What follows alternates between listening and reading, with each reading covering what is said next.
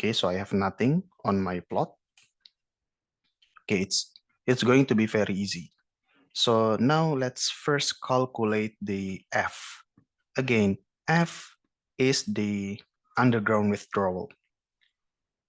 Simply, it's the production, but it's in underground, underground condition. That's why I use BBL, small BBL. It's talking about reservoir barrel instead of stock tank barrel, right? So it's underground withdrawal, whatever you take from the underground. That's why it's NP, but multiplied by formation volume factor to make the volume into the reservoir's perspective rather than stock tank perspective. And then also water production multiplied by BW. So we don't have gas in this case. Right, so this is very simple. Just, NP multiplied by BO at that time plus water production multiplied by BW at that time. And we can simply consider that the BW will be constant.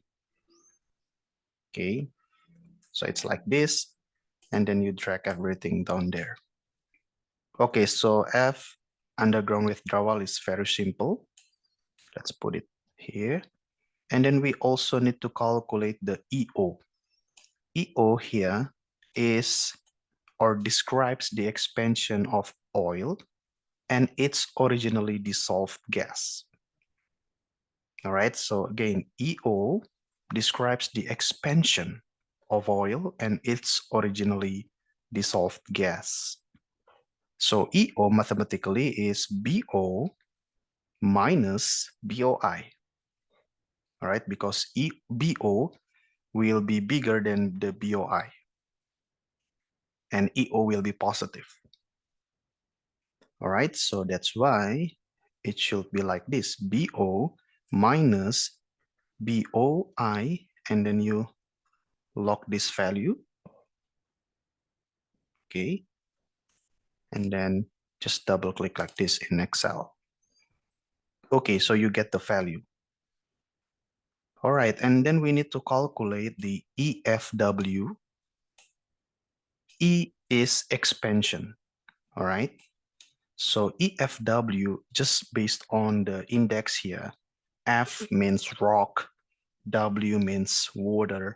So EFW represents the expansion. Again, E is talking about expansion of the initial water and the reduction in pore volume. Okay, so we will use this formula without M to calculate the EFW. All right, so, but before that, I need to compute the delta P first. All right, delta P is initial pressure minus the, the latest, the average pressure. So it should be this, put dollars there, and then minus the value itself. Yep. Okay, so from the initial condition down to the latest condition, we have, depleted 497 PSI. And then just compute the EFW using the formula. So it should be BOI. Maybe I can borrow value here. No, just use it here and then log multiplied by CW log multiplied by initial water saturation log, and then plus the CF. It's also a constant. And then close, and then open another parenthesis, a bigger one there.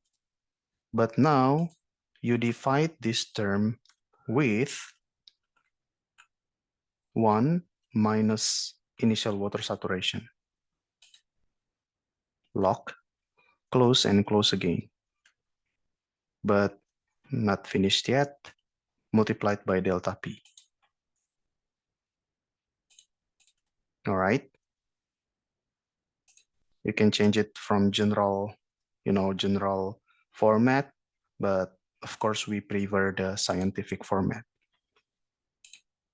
All right, and you can already, go into the conclusion. So we have a plot here, or maybe we can read the step 3.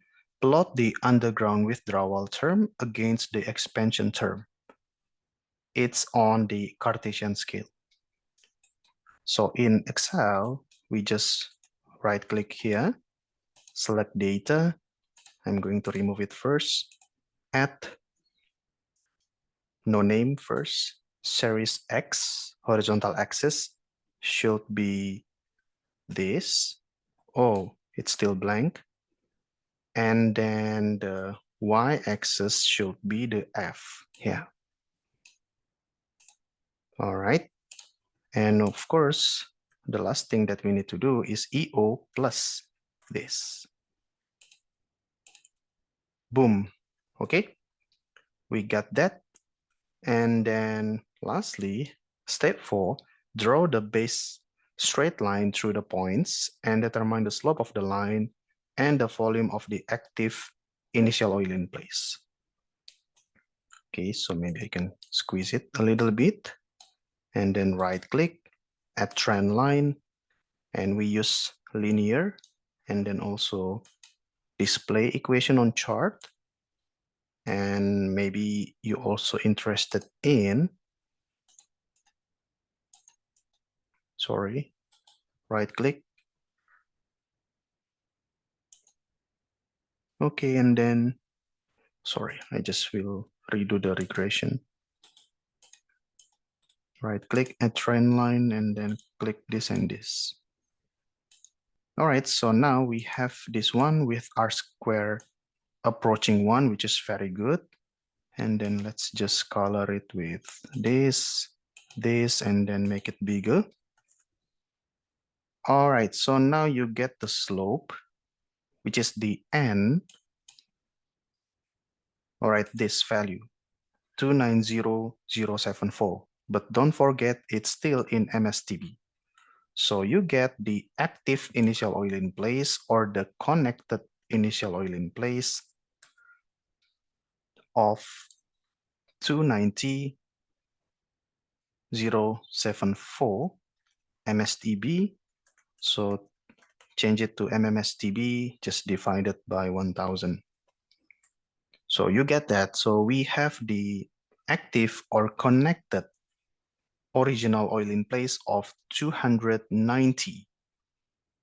Okay, which is very close with the initial calculation, initial value that we have based on the geological calculation, volumetric geological calculation, which is 293 mmSTB. All right, so this is my take. So my active oil in place is 290 mmSTB. All right, and again, you don't need to choose between the geological computation, which is 293, or the material balance calculation, which is 290, because material balance will only focus on the production. So production comes from parts of reservoir that are connected to your wellbore. Okay, so it will not, say anything about the parts of the reservoir that are inactive or that are disconnected, maybe with, sealing fault or something, compartmentalization, something like that, that are disconnected to your wellbore. Okay, so you can differentiate between the results of, material balance computation and geological computation. Okay, so now we get the final value, but we can also do something, another calculation or another diagnostics to ensure that it is actually a volumetric reservoir. Okay, and to do that, I'm going to make another plot.